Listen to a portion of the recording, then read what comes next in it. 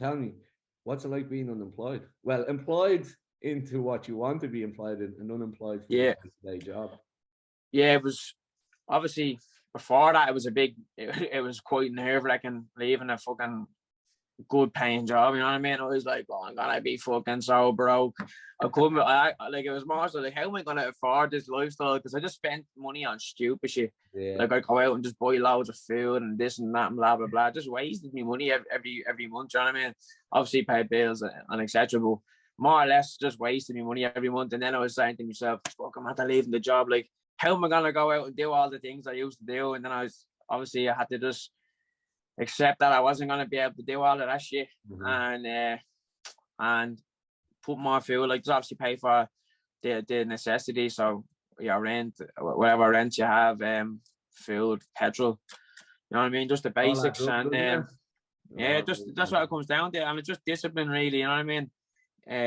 But yeah, it was great at the start because, well, before I did leave the job, I was up the walls because I was so nervous about making this decision. It was just a fucking.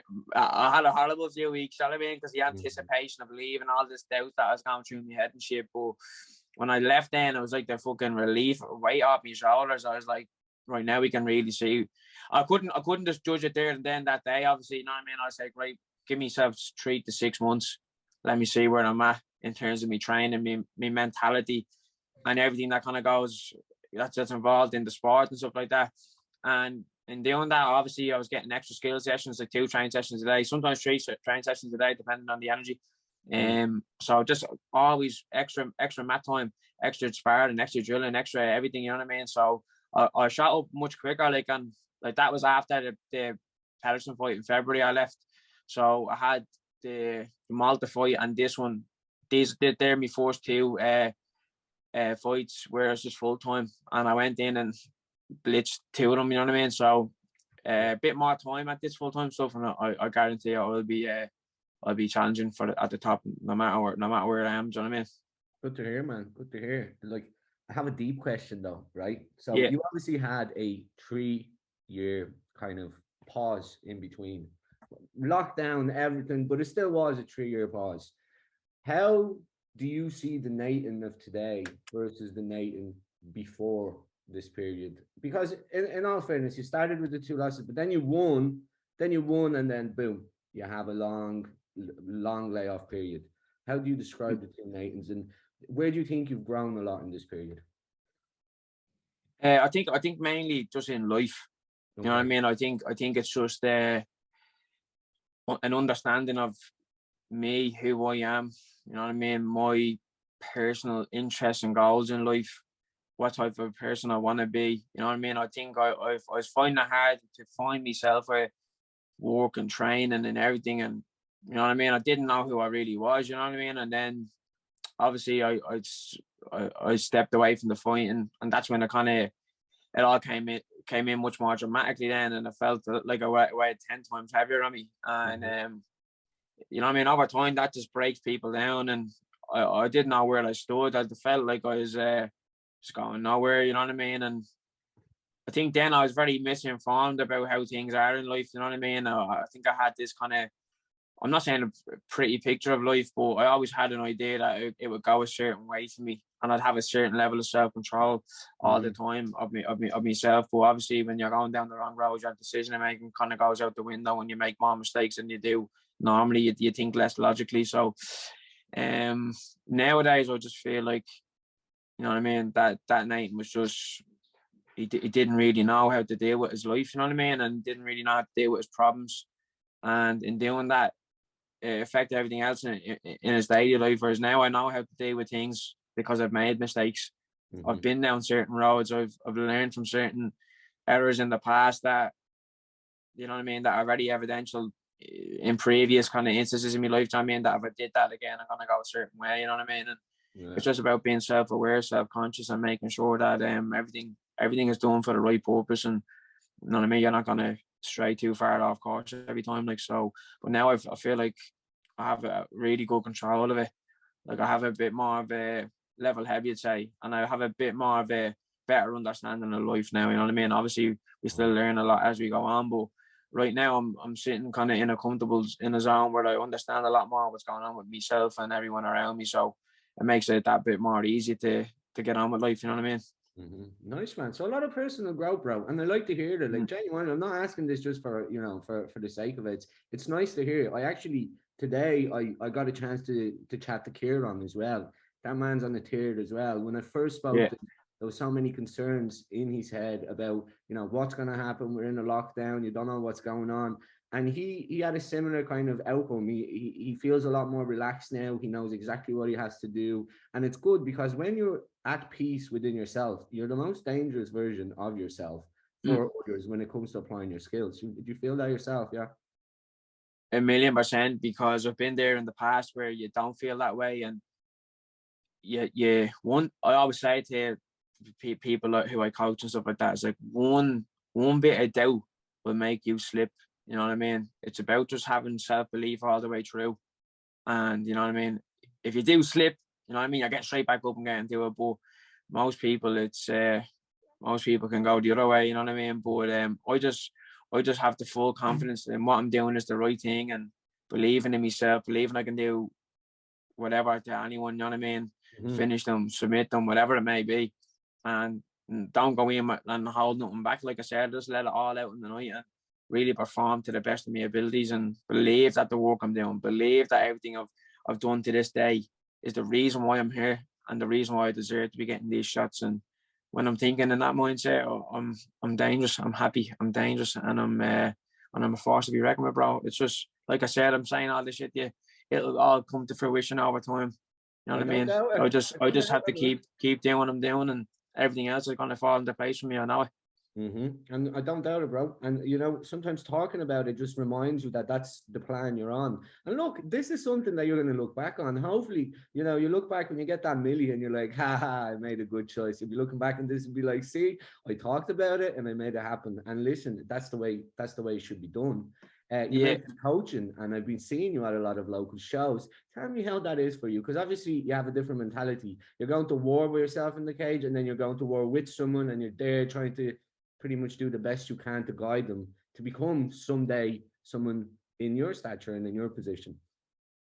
Yeah, like I always loved it, even like when I'm in my force club,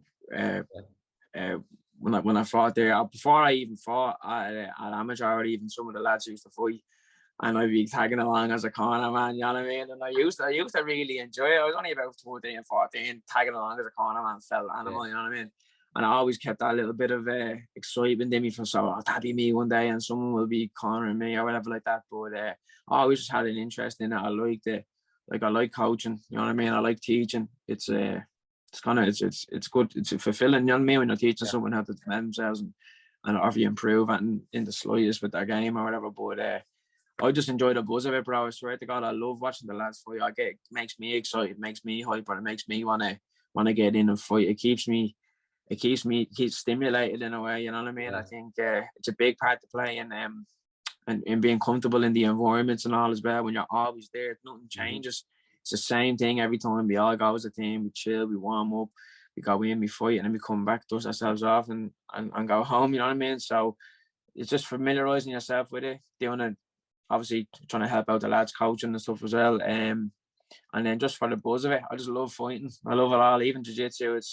I like being around the competition thing and stuff like that. I'm actually going to try compete in the Dublin Opens maybe in December for jiu-jitsu. So I'm going to see if I can do that. If my thumb is all good, just to keep the competitive edge kicking over. And but yeah, so that's kind of what me end the year goals are. And then next year I'll obviously take the MMA to the next level. Then, you know what I mean? Well, it's funny you did mention that, because I was going to ask. So obviously 2022 for you now is a healing period. You're going to take a bit of time, make sure everything is in place, and then you kickstart 2023. Are you, well, I suppose you're obviously going to attend some of the shows in December. Do you guys have any fighters on them? There's quite a few of them that are coming up. Off the top of my head, couldn't tell you. You know what I mean? I'm actually desperate. I tried to throw a bit of promo their way. The week before, I'll find out, and then I'll go. You know what I mean? I love it. Last minute job all the time. Like, yeah, I'm sure we will have lads on. everyone's been really active this year in the club. So, and everyone's kind of all the amateurs and stuff like that. They're training with the pros. They're getting a taste of it, and they're being pushed by us and the coaches to compete, get as much experience as they can. So I don't see why go field lads wouldn't be fighting on them nights around that time of the year. Yeah.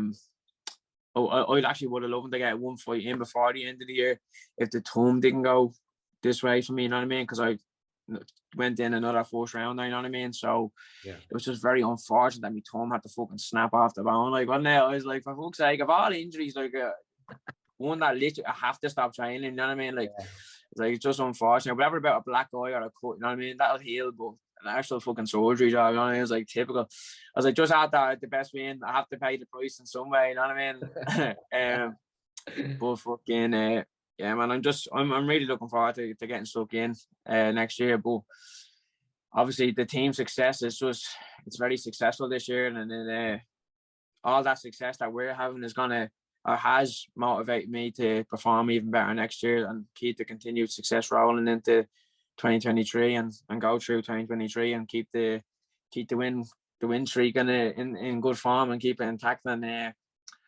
take another few heads with me, you know what I mean?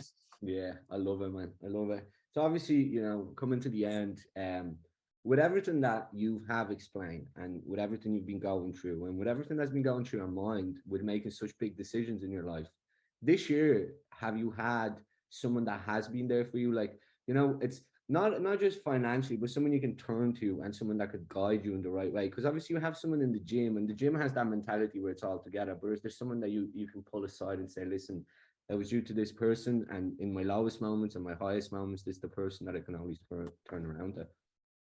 Yeah, I'd say Barry would be like that for me, and I could say that to me mates as well. You know what I mean? I could say that to the boys. I wouldn't have an issue saying that to them either. Yeah. But Barry knows me since I'm a kid. He kind of knows how I work. I kind of just, I know him a lot. He gives me a lot of advice. He has done all my life, so I'll always kind of revert back to Barry if I'm struggling or whatever like that. Just get a bit of advice off him. But I think now, like lately, I've been doing good on my own. You know what I mean? I haven't really needed too much assistance, we'd say, in managing myself. You know what I mean, and stuff like that. So I think I've been doing a good job this year, whereas maybe last year and the year before I would have struggled a bit more. Okay. And because it was all a work in progress, you know what I mean? Everything like a bounce back is a work in progress, you know what I mean? But nowadays I'm very honest with everyone, you know what I mean? I always try, no matter who I'm with, to tell them how I'm feeling, and not you know what I mean, not holding in and shit like that, you know what I mean? I think when you get older you realise that keeping all these things on your shoulder just it bugs you out, you know what I mean? And it makes you feel worse over time. So yeah. But it's like getting a 10-8 round on the chin. I swear to God, it's like makes you feel shite, man. You know what I mean? And so just like that, just I'm kind of honest to everyone as much as I can be. Anyway, obviously, I have to tell a few little white lies to the nieces, nephews, and everything. You know what I mean? Keep them in check. But yeah, look, it's all a work in progress. But if I was feeling that way, I could say, I know I could always say at the party, like, That's unbelievable, man. And thank you for your time once again.